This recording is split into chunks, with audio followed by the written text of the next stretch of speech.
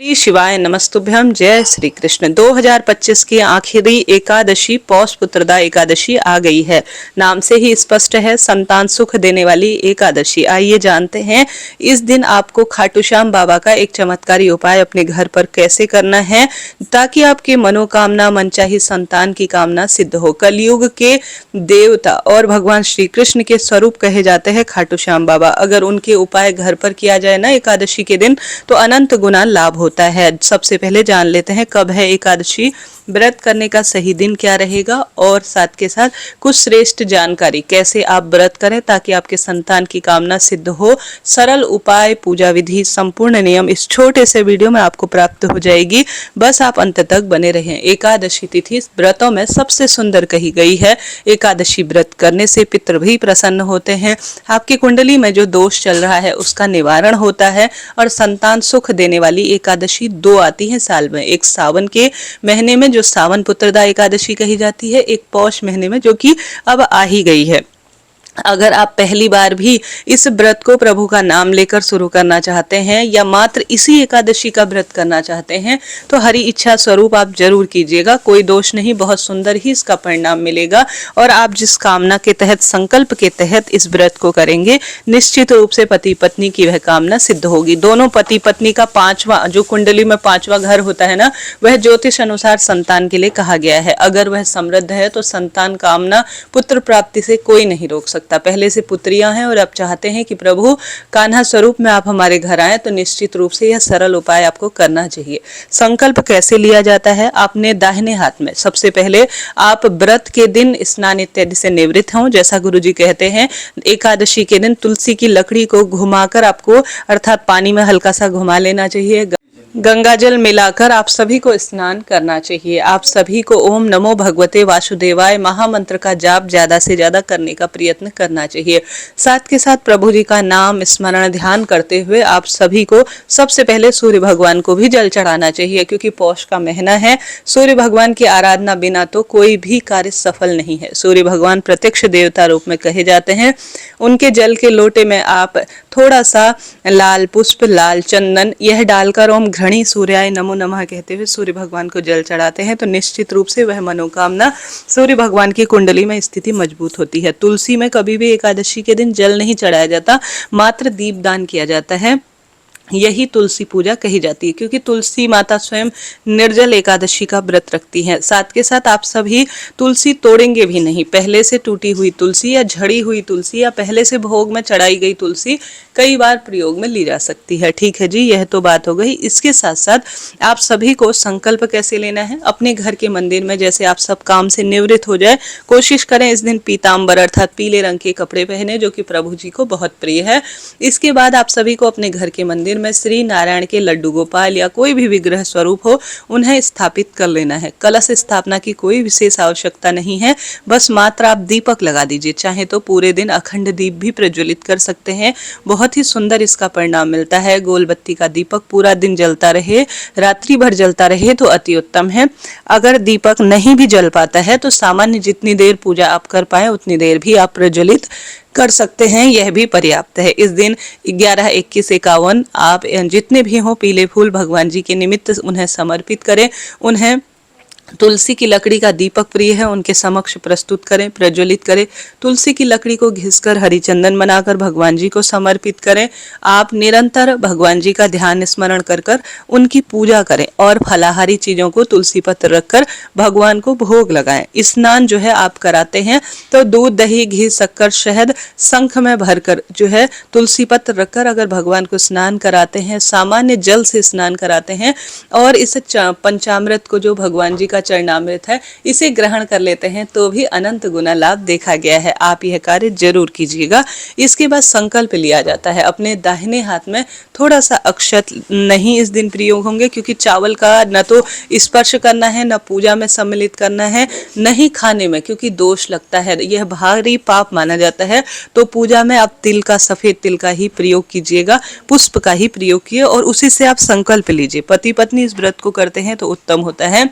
दाहिने हाथ में आप तिल और पुष्प लेकर अपना नाम गोत्र बोले। आपका जो भी नाम गोत्र है, पूजा पूर्ण होने के साथ साथ बीच में एक बार स्नान करा दें, आप चंदन लगा दें, उसके बाद वस्त्र कलावा समर्पित कर दें, तो उसके बाद आप जो है संकल्प ले लीजिएगा। अपने दाहिने हाथ में आप तिल और पुष्प को रखकर अपना नाम गोत्र बोले और कहें कि हे श्री नारायण भगवान, मेरा नाम गोत्र यह है, मेरा मकान नंबर यह है, मैं इस स्थान पर रहती हूँ। आज एकादशी व्रत मैं संतान पुत्र प्राप्ति के निमित्त करने जा रही हूँ। हम पति पत्नी को संतान सुख दीजिए, ऐसी आपको प्रार्थना कर कर संकल्प ली हुई वस्तु को भगवान जी के श्री चरणों में छोड़ दीजिए। कई लोग इस व्रत को निर्जल करते हैं, परंतु निर्जल व्रत इस सर्दी में थोड़ा कठिन है, तो आप जल फल खाकर इस व्रत को कर सकते हैं, कोई दिक्कत की बात नहीं है। इस तरह से आपको सुबह पूजा करनी है और संकल्प का नियम लेना है। कोशिश करें इस दिन घर पर सामान्य झाड़ू पोछा करें, डीप क्लीनिंग नहीं करें। एक दिन पहले आप बालों को धो लीजिएगा, ठीक है। यह तो व्रत के नियम हो गए। अब 2025 में कब है पुत्रदा एकादशी? जैसे कि आप जानते होंगे, दशमी युक्त एकादशी श्रेष्ठ नहीं है, द्वादशी युक्त एकादशी गृहस्थ जनों के लिए श्रेष्ठ बताई गई है। पौष महीने की जो यह एकादशी है, यह 31 दिसंबर बुधवार के दिन किया जाएगा और यह अंग्रेजी कैलेंडर के अनुसार आखिरी दिन होगा 2025 का। फिर 2026 में आपके जीवन में खुशियां आने वाली है। इसके लिए आपको राधे राधे या जय श्री कृष्ण कमेंट्स में जरूर लिखना चाहिए। अब एकादशी कब से कब तक शुरू है? एकादशी 30 दिसंबर को सुबह 7:50 से शुरू है और पौष पुत्रदा एकादशी का समापन 31 दिसंबर को सुबह 5:05 के आसपास समापन की ओर होगी। 31 दिसंबर बुधवार को सबसे सुंदर दिन है व्रत को करने का। व्रत पारण का समय और अन्य शुभ मुहूर्त मैंने स्क्रीन पर लगाए हुए हैं। इसके साथ साथ भगवान जी का सुमिरन करते हुए आपको एक दिव्य उपाय खाटू श्याम बाबा का अपने घर पर करना है। कैसे करना है सुनिएगा और अंत तक बने रहिएगा। पूरे विश्वास से इस अर्जी को आप घर पर लगाएंगे पुत्र प्राप्ति के लिए, तो निश्चित रूप से वह कामना आपके सिद्ध होनी है। उस कार्य को कोई भी नहीं रोक सकता, क्योंकि चमत्कारी शक्तिपुंज श्री नारायण के स्वरूप कहे गए हैं खाटू श्याम बाबा, और कलयुग में उनका तेजस्वी प्रभाव अद्भुत है। विश्वास से जो उन्हें पुकारता है खाटू श्याम बाबा उसकी जरूर सुनते हैं। आप जब सब पूजा कर लेंगे, आराधना कर लेंगे, तो आप सभी इस अर्जी को लगा सकते हैं। हालांकि यह अर्जी कहीं आसपास आपके खाटू श्याम बाबा का मंदिर है तो भी आप वहां लगा सकते हैं। अपने घर पर भी पुत्र प्राप्ति के दिन, इस बड़ी एकादशी के दिन इस अर्जी को आप लगा सकते हैं। लाभ तो इसका मिलता ही है। सबसे पहले भगवान का आप नाम जाप करते हैं तो उत्तम होता है। दीपदान जैसे तुलसी, पीपल, श्री नारायण और गणेश जी के मंदिर में और अपने घर के मंदिर में दीपदान करें। इस व्रत में आप दिन में चाय, पानी, कॉफी, फलाहार ले सकते हैं, दूध, मेवे भी लिए जा सकते हैं, कोई दिक्कत की बात नहीं है। भगवान सब जानते हैं आपकी स्थिति क्या है, किस स्वरूप में आप हैं और आप किस तरह से भक्ति शक्ति को प्राथमिकता देते हैं। तो आप जरूर से इस व्रत को इस साल करें, नियम से करें, सच्चे भाव सच्चे मन से करें। प्रभु की आराधना हर स्वरूप में सुख देती है। आप सभी को यह उपाय कैसे करना है, आप सभी को लेना है एक सुंदर और श्रेष्ठ नारियल जो कि एक लक्ष्मी माता और श्री नारायण के साथ जो है बहुत सुंदर लक्ष्मी माता के साथ समुद्र मंथन से उत्पन्न हुआ। इसे श्रीफल भी कहा जाता है और ये खाटू श्याम बाबा को बहुत अधिक प्रिय है। तो आप एक नारियल ले लीजिए जटा वाला, और साथ ही एक लाल पेन ले लीजिए और एक जो है कागज ले लीजिए सफेद कलर का। आप कलावा ले लीजिए। कलावा में आपको कितनी गांठ लगानी है? आपको एकादशी है 11 गांठ लगानी है, ठीक है। पीले रंग का कलावा है तो बढ़िया है, लाल रंग का कलावा है तो बहुत ही सुंदर है, परंतु सफेद, काला, नीला कलावा आप नहीं लेंगे, इस बात का ध्यान रखिएगा। अब आप सभी को अपने घर के मंदिर में भगवान जी की मूर्ति प्रतिमा जहाँ पर है वहाँ भी आप कर सकते हैं, किसी दिव्य मंदिर में भी कर सकते हैं। देखिए दादा दादी भी करते हैं तो उत्तम है, माता पिता करते हैं तो उत्तम है। जैसे कई बार दादा दादी बच्चे मानते नहीं हैं, परंतु दादा दादी का मन है कि वंश वृद्धि हो, तो इस उपाय को निश्चित रूप से किया जा सकता है। आपको अपने घर के मंदिर में एक जो कच्चा सूत है उसे आपको 11 गांठ लगानी है। गांठ लगाते हुए अपनी जो मनोकामना है वह जरूर बोलिएगा। उसके बाद नारियल को आपको जो है स्वास्तिक बनाना है। हल्दी से बना सकते हैं आप, स्वास्तिक कुमकुम से बना सकते हैं, इच्छा आपकी है। आपको जो सफ़ेद जो आपने लिया हुआ है कागज, उसके ऊपर लाल रंग की जो पेन है उससे कहना है कि हे खाटू, लिखना है, हे खाटू श्याम बाबा, मुझे आप पर खूब विश्वास है। मैं अपने घर में वंश वृद्धि के लिए आपके निमित्त यह श्रेष्ठ अर्जी लगा रही हूँ, मेरी इस अर्जी को स्वीकार करें। आप नहीं सुनेंगे तो कौन सुनेगा, बस इतना आप लिख दीजिए, हाथ जोड़कर सुंदर रूप में प्रार्थना कर दीजिए। फिर एक लाल रुमाल ले लीजिए या लाल एक वस्त्र ले लीजिए, उसके ऊपर सबसे पहले इस नारियल पर आप सभी को जो आपने 11 गांठ लगा हुआ धागा है उसे आपको बांध देना है। ठीक है, कलावा थोड़ा बड़ा लीजिएगा ताकि अच्छी तरह से बच जाए और इसमें 11 गांठ भी लग जाए। गांठ लगते समय मनोकामना बोले।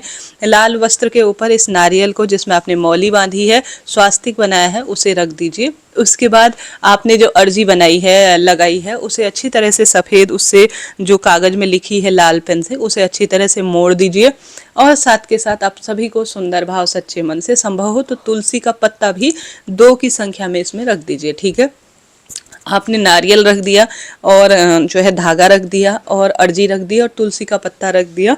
उसके बाद आप सभी को इसमें लगा देनी है गांठ, स्क्रीन पर आप देख पा रहे हैं। इसके बाद इसे या तो किसी खाटू श्याम मंदिर में इस दिव्य एकादशी के दिन आप छोड़कर अर्थात बांध कर आ जाए, किसी भी खाटू श्याम मंदिर में, या भगवान श्री कृष्ण का कोई भी मंदिर हो, खाटू श्याम बाबा का ही स्वरूप है, आप इसे लगा कर आ जाइए या अपने घर के मंदिर में इसे रख दीजिए।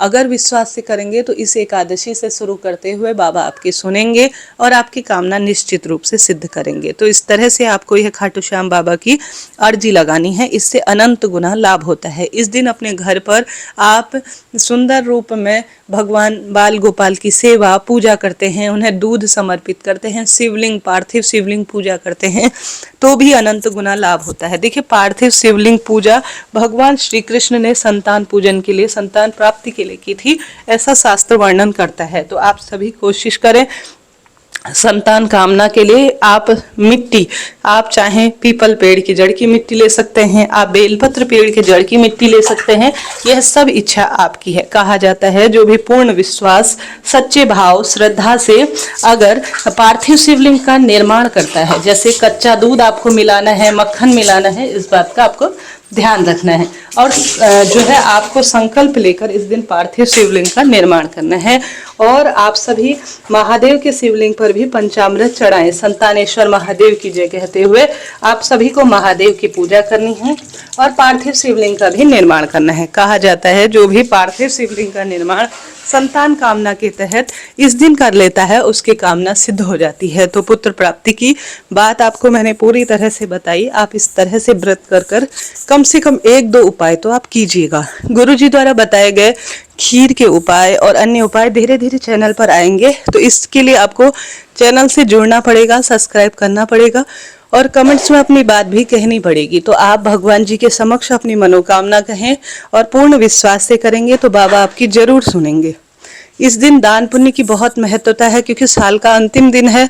गरीब, जरूरतमंद बच्चे जिनको सर्दी से गर्मी की आवश्यकता है, अर्थात उन्हें गर्म वस्तु दान करें, दीप दान करें क्योंकि नया वर्ष आने वाला है। गौ सेवा करें, गौ माता को आप आटा, रोटी और साथ के साथ हरा चारा खिलाते हैं। किसी जो है गौशाला में आप दान पुण्य कर के आते हैं तो भगवान महादेव श्री नारायण को किसी न किसी स्वरूप में, बाल गोपाल रूप में आपके घर आना ही पड़ता है। तो आप सभी संतान गोपाल मंत्र का जाप अपने घर पर कर सकते हैं, श्रवण कर सकते हैं। इसका लाभ तो शास्त्रों में कहा ही गया है, तो 1-2 काम तो आप कर ही लीजिएगा जी, लाभ तो किसी न किसी रूप में होता ही है।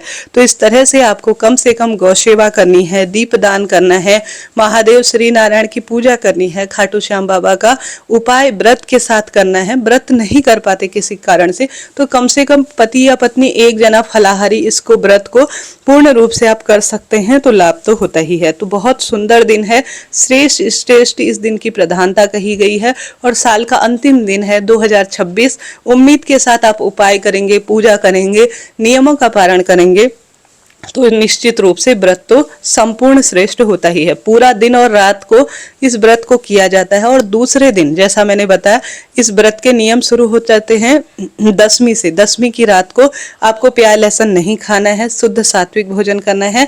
एकादशी के दिन आप चाय पानी फलाहार ले सकते हैं और पूरा दिन रात आपको फलाहार पर ही जो है रहना है। दूसरे दिन द्वादशी पर आप सभी को अपने व्रत को खोलना है। द्वादशी के दिन आप सभी को जल्दी उठकर सूर्य भगवान को जल चढ़ाना है और द्वादशी पर घर की रसोई पर चावल बनाने हैं, तुलसी को भोग लगाना है और श्री नारायण के विग्रह स्वरूप को भोग लगाना है। तुलसी की अच्छी पूजा करनी है। उसके साथ साथ आप सभी को द्वादशी पर चावल खाकर या तुलसी पत्ता खाकर या भगवान को लगाए गए भोग को ग्रहण कर कर अपने व्रत का पालना करना है। द्वादशी पर चावल जरूर खाया जाता है, दान भी जरूर किया जाता है और ब्राह्मण भोज भी कराने से अनंत गुना लाभ देखे गए हैं। पूर्ण विश्वास से करेंगे तो आप जिस चीज के लिए परेशान हैं प्रभु जी आपकी जरूर सुनेंगे और वह कामना सिद्ध होने से कोई नहीं रोक सकता। अभी के लिए इतना ही। कमेंट्स बॉक्स में आप सभी अपनी मनोकामना कहते हुए जय श्री कृष्ण जरूर लिखें।